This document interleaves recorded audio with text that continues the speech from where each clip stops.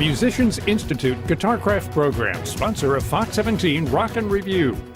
Fox 17 Rock and Review. I'm here with my special guest, Kip Winger, Grammy-nominated musician. You know, it's such a great history, Kip. You know, from playing guitar when you were 16. And we're going to talk about a little bit about your Alan Parsons Project story. Yeah, but then also, you know, you played with Alice Cooper. Obviously, launched the band Winger, and then next week, 3 dates at the Nashville Symphony. Knocking on some wood here. with Firebird, Winger, and Watts. Yeah, I'm very honored to be a part of that concert and lucky that they chose my music for it. Well, tell us a little more about this, man, because I know how steeped you are in this music and how hard you've been working on this project. Well, so, I mean, long story short, when I was young, I grew up in a band with my brothers, and then I studied classical guitar when I was 16 and got an ear for Baroque music, but was rocking Van Halen at night with my brothers. And over the years, got more and more into listening to classical music. I studied ballet when I was a kid, and I heard the music, thinking, "Wow, somebody wrote that." You know, it was because I was listening to Led Zeppelin. And then I started hearing these sounds that were really making me question everything about music, right? So. Over time, we made it. I did Alice Cooper, and then Winger did very well. And, I'm always still doing well. Still doing well, luckily. And over time, just wanting more to really find more expression for myself. So when I was 35, I really hit the books, got a private teacher when I was living in Santa Fe. And then when I moved to Nashville, I studied with a guy at Blair School of Music named Michael Couric, who's a great composer. Definitely. And he introduced me to a guy named Richard Danielpour, who teaches in New York at Manhattan School of Music. So I would fly up once a month to take a lesson from him. Wow. This is all over about a 10-year period. Yeah. And under him, I wrote this piece, Conversations with Nijinsky, and got nominated for a Grammy for that, which was amazing. Yeah, and we got to show. Do we have that shot so we can show that also to where, you know, that, I mean, that is incredible with your Conversations piece. Now, was that performed with the San Francisco as well? So I wrote a piece called Ghosts in 2010, and a very well-known and brilliant choreographer named Christopher Wheeldon choreographed it on San Francisco Ballet. And I got to be friends with the conductor Martin West, who wanted to record the piece and asked me if I had something else to record. So we recorded Ghost, Nijinsky, and one other piece on the album. And that album went to #1 on the classical charts. I was going to bring that up on Billboard, which is pretty amazing. Which was amazing. That was my only #1 I've ever had in the classical. But you know what? Some people don't get any #1s. Yeah. You know, and look at all the hits you had. I mean, even with, you know, the song you wrote for Kix and everything you did with Winger and Alice, you know. Yeah. So very lucky to have that, and then you know, stuff started just rolling that way. We got the Grammy nomination. I was very honored to be in a class of composers, bar none. I mean, Jennifer Higdon, Pulitzer Prize winner, Mason Bates, Michael Dougherty, and it was a great honor for me. And then Nashville Symphony, Giancarlo Guerrero decided to program this piece. And it was actually news to me. I had emailed him for something totally different, and he emailed me and said, "I can tell that that you didn't know we were programming your piece." And I was like, "Oh my God!" You know. So it was a great honor for me because he's a absolutely incredible conductor. Wow. And this is for 3 days next week, man. You know, with Firebird, Winger, and Watts. It is. So Andre Watts is a very famous classical pianist, and he's going to be playing a MacDowell piano concerto. And just to be in the room with him is a great honor. Right. I mean, that alone. And then Stravinsky's Firebird and Afternoon of a Faun by Debussy. Well, and it's just seeing your dream realized. And I also wanted to bring up, and we're gonna talk about this letter in a minute, but I wanted to bring up your new project, and you've been working on it for 2 years. And so, you know, the musical that you've been working on, Kip, is sort of everything's coming due at once, and so this is happening in October. Talk about this. Right, so right after I wrote Conversations with Nijinsky, I wanted to do a bigger work. Nijinsky's 20 minutes. Because that wasn't big enough. Well, it's 20 minutes, and I was like, I want to do an opera or a musical, and it was all by chance, actually. I met a fellow by the name of David Finn, who's a very well-known lighting director in the opera and theater world. He introduced me to a fellow by the name Chris Yonke, who was the orchestrator. He did all the reorchestration for Les Mis. Oh my gosh! And he's the music director on Memphis. Oh my gosh! And he's a rock fan. He like listens to Slayer on the treadmill, you know. So, and he's big in the Broadway thing. And he introduced me to my partner on Get Jack is the name of the musical, a guy by the name of Damian Gray. So we have been working on this Damian's been working. He wrote it 3 years ago. I worked 2 years on the music. Wow. And so the whole thing, Get Jack, is going to, the Kickstarter and everything is going to kick in October.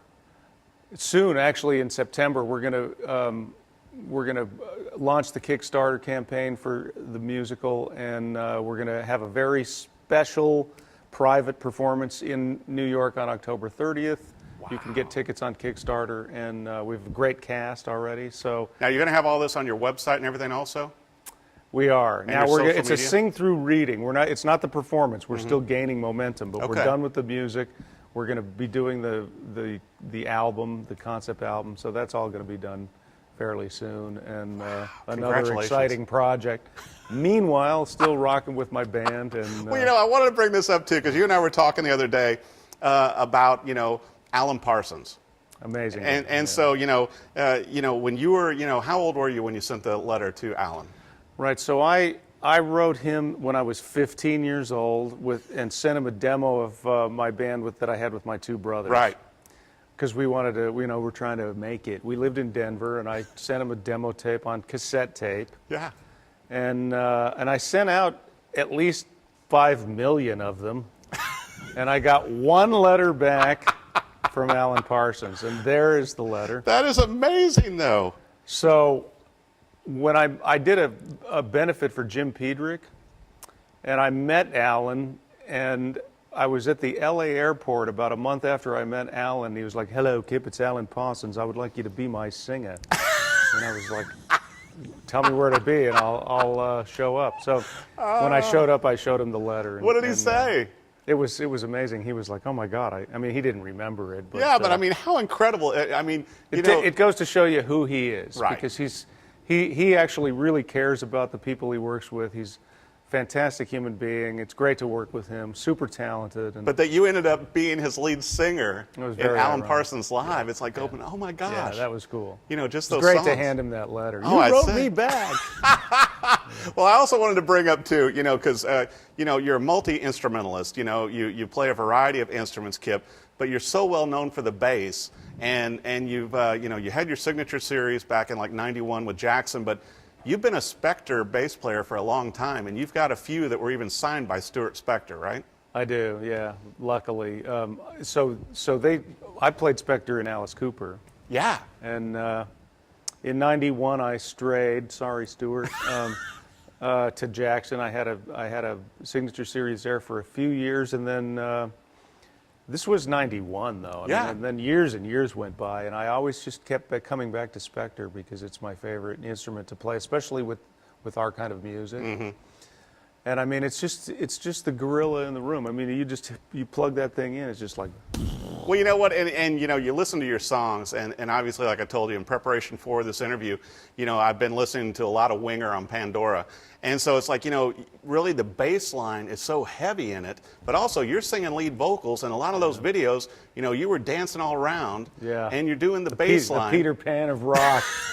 But you know what? Those Spector basses sound amazing. And then what I noticed after speaking with you is that you've really got some orchestral things in the songs as well. I do. Yeah, I was always, like I say, when I was young, I always had an ear for voice leading and counterpoint and classical music, and just always fascinated by it. I'm quite a music theory geek, to be honest with you. I mean, if you look at my studio, it's a library of a lot of theory books and this kind of thing. And well, what amazed me too, and obviously a lot of Winger fans out there, to where in so many of your songs, Kip, you changed the rhythm pattern as well. Yeah. And I thought, for a lot of bands in that era, that would have, it's like, the drummer missed it again. You guys pulled it off consistently to where you have key changes within the songs and pattern changes of rhythm. Well, my thing is always like, am I bored yet? Am I bored yet? Am I bored yet? When I'm writing, it's like, I don't like to repeat too much.